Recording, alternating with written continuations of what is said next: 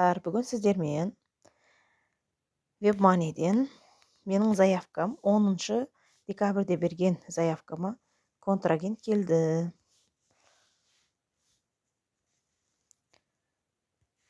Көбісі сұрайды, контрагент келгенде қалай болады деп. Осындай сообщение келеді. Подобран контрагент деп. Ішіне кіресіздер.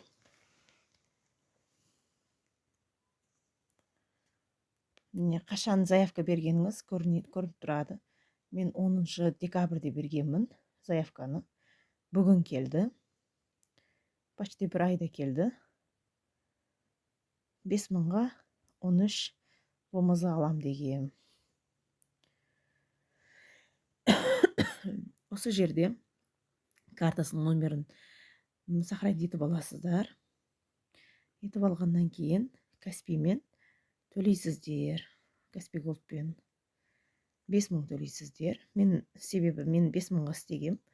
Соған 5000 төледім. Кейін оны сохранить етіп аласыздар.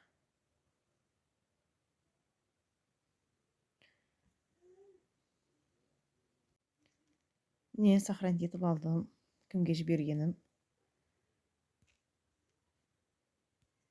Кейін қайттан кіріп, подтверждение жасайсыздар. Ең астында болады ол. Мен уже подтверждение жасап қойдым. Ең астында болады. Подтверждение жасағанда сол бағанағы чекті қоясыздар. Подтверждение жасайсыздар. Жасағаннан кейін ол адам алдым деп подтверждение жасайды. Ол қалай болады? Ол сообщенияда келеді. Сообщение арқылы көресіздер.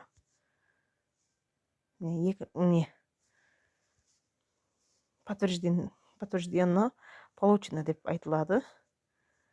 Подтверждение бергеннен кейін ол адам сізге вмз түседі. 1 жарты сағаттың ішінде түседі.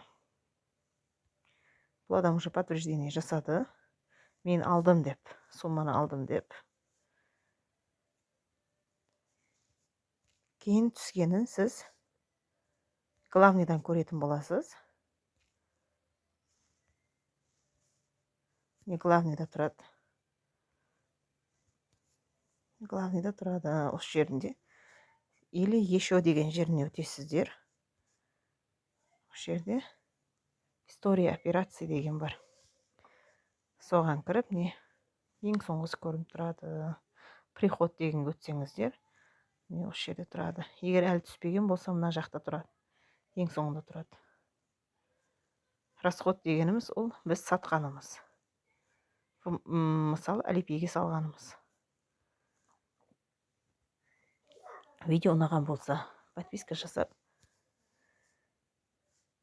лайк басып қойыңыздар.